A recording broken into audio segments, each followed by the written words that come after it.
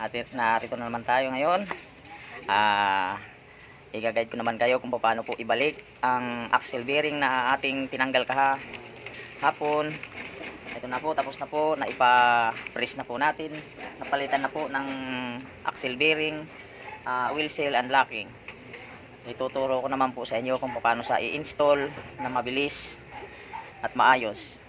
Bago ang lahat, huwag niyong kalimutan mag-like and share and subscribe para maging updated po kayo sa lahat ng aking gagawing videos, tutorial para sa ating Photoboy vlog. Ito na guys, simulan na natin kung paano natin gagawin ang quick work na idea. Ito guys, kakabit na natin yung axle na aking tinanggal kahapon. Medyo naantala lang kasi yung mga ibang nagmamasin shop hindi nila alam kung paano gagawin, paano ipipress in, press out. Kaya binala ko sa doon sa machine shop ko na pinapagawan talaga. Yan. May grasa na yan bago sa i-press, pero lalagyan pa rin natin para hindi pasukin ng kalawang, para hindi siya tumigas kaagad, hindi siya matuyot. Yan guys.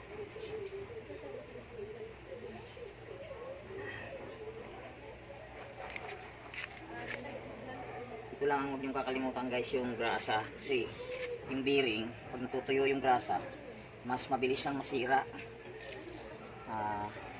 Dahil ito habang tumatakbo umiinit to. Ayan. Lalo na kung nakakargaan siya, mas kailangan na bago mo ikabit puno siya ng grasa, kasi yun yung buhay lang ng bearing, grasa. Ayan, maraming grasa na pwedeng gamitin kahit ano. May synthetic na grasa, mayroong bang pitrong grasa. Yan, magandang klase yan sa grasa. Ito lang guys ang ano niyan, pagsalpa. Nakabit mo lang siya. Paano mo tinanggal, pwede mo din siya ibabalik. So kapain mo lang siya yung axle, yung gear, kasi pag nakaguide naman yan, pag itinulak yung papasok mo yan guys. Huwag nitong kakalimutan na o-ring, kasi itong o-ring yun yung support para hindi siya pasukin ng tubig o baha.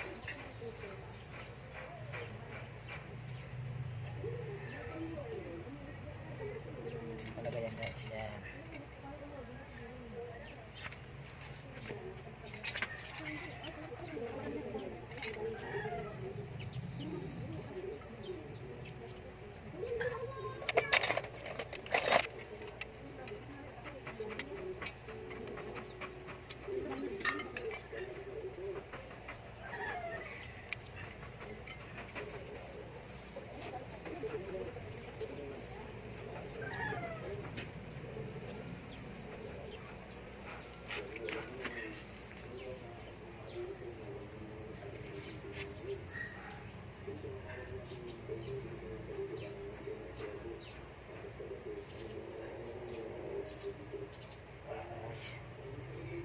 Posisyon yan.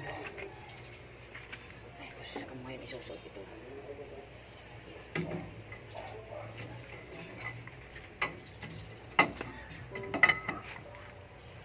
Nakapa mo na. Ito na yan. Pasok mo na. Yan lang kasimple yan. Tapos balik mo na yung tinanggal nating tornilyo kahapon. 14 mm. Oh. Yung kalimutan yung lock guys, kasi importante itong lock para hindi naglo-lost yung tornilyo.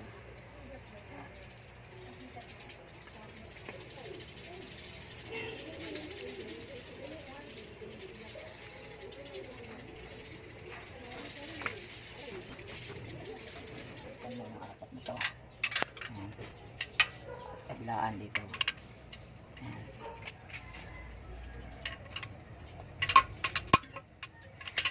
kailangan siyang higpitan guys, kasi importante. Kailangan ay lalak mo siya ng maayos.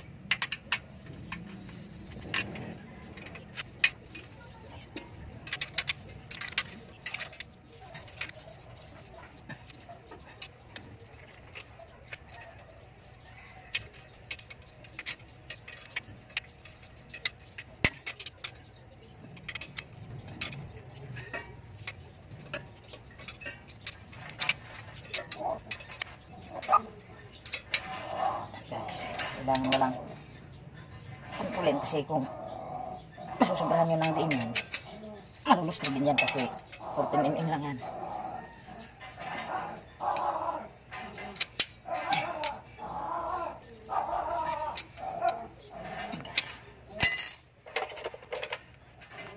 Tapos sunod, kabit itong copper tube para sa preno ito eh. Gagamitin yung tools 10 mm. Siguraduhin nyo lang guys na pagpasok nyo smooth lang pag ititread nyo, kasi pag matigas yan hindi yan nakasentro. Kailangan bago nyo higpitan, galaw-galawin nyo muna, i-sure nyo na talagang makapasok na yung thread, kasi kalimitan dito pagka hindi marunong magkabit nalulos thread. Kasi ang akala nila kasi tumigas na eh nakapasok na, hindi nila alam na bihis.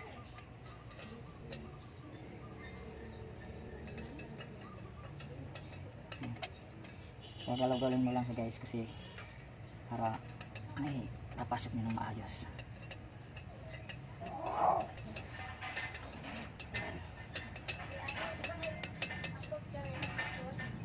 Guys, pag pumasok na siya, tsaka na yan kita na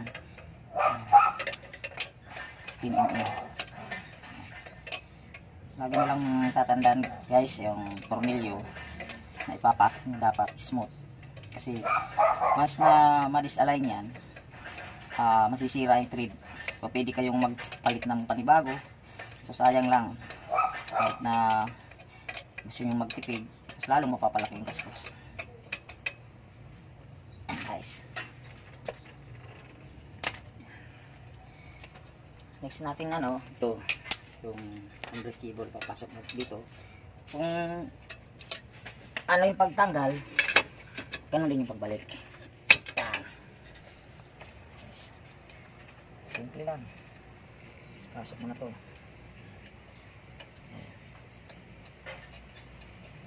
Tapos kuha ka ng 12 mm. Higpitan mo siya.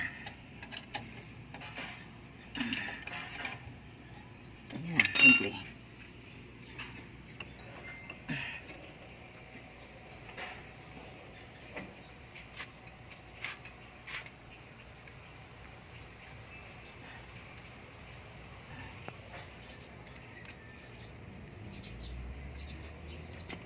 Tapos sunod natin ipapasok yung breakdown. Okay guys,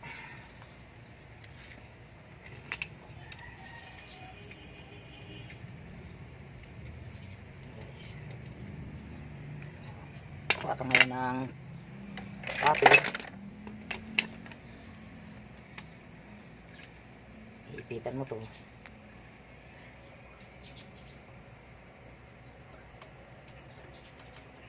tapos hilain mo.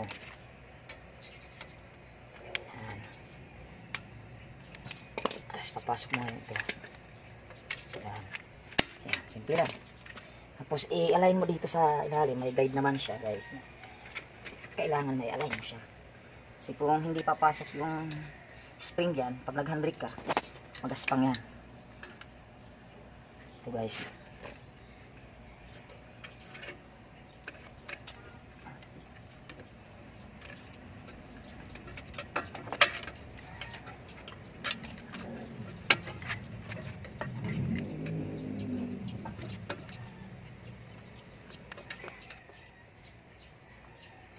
Guys,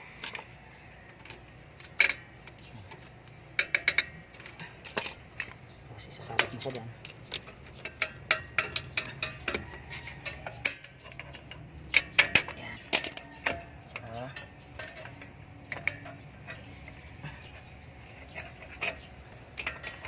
Ganun lang. Ganun lang sa kasimple guys.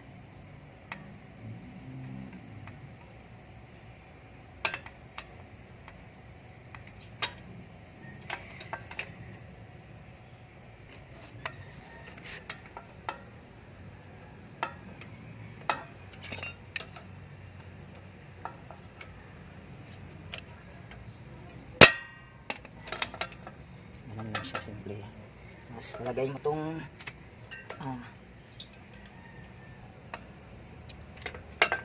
screw lock. Ayan. Tapos lalagyan mo siya ng flat lock tapos spring. Ito medyo may kahirapan guys magkabit kasi kailangan may hawak ka na plies. So, ipitin mo siya, kailangan medyo may kunting lakas ka makakadiin kasi ito yung medyo mahirap.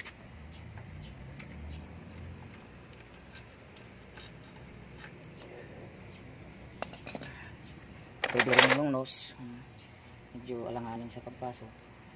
Nose.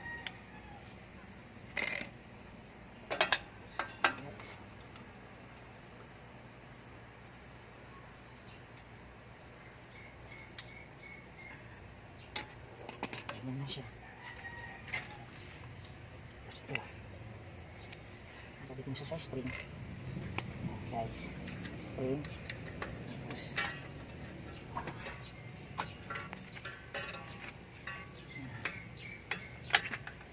ganun siya ulit. Nalagay mo itong pin. Tapos lagay mo yung isang lock. Spring. Tapos ulit ipitin mo ulit siya.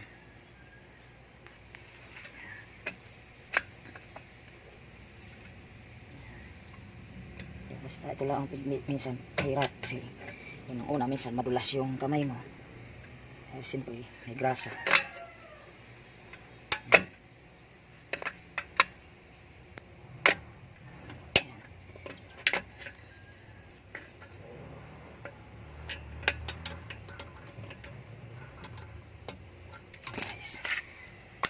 Tulak mo siya na yun.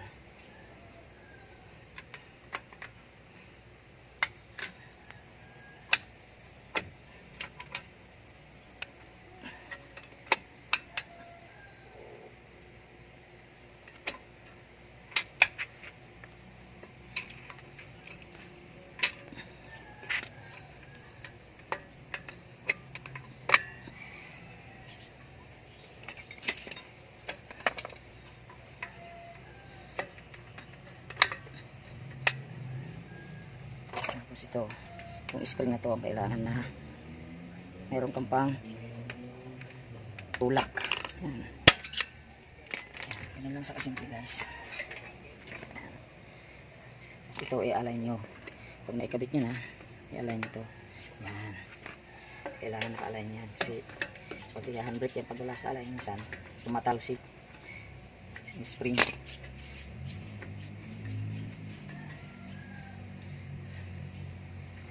Guys, nasa mo yung preno para wala yung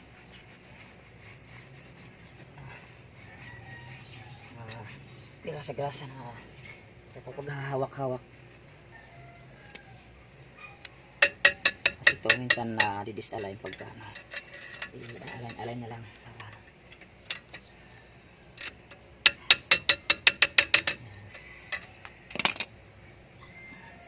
yan guys, ganun lang kasimple guys. Ganun lang ang pagkakabit ng axle bearing. Kailangan lang kung paano mo siya tanggalin, tandaan mo kasi step by step yan. Kung ano yung huli mong tinanggal, yun yung unang mong ikakabit pagka magbabalik ka na ng mga tornilyo. Napakasimple lang. Pagka nagawa mo na ng isang beses, sa susunod na gagawin mo, may idea ka na kung paano ulit gagawin. Guys, maraming salamat at huwag natin kalimutan mag like, share and subscribe para lagi tayong updated sa susunod nating gagawing video. para lagi kang updated sa tutorial kung laging video na aking gagawin. Maraming salamat guys. God bless. I got the magic in me.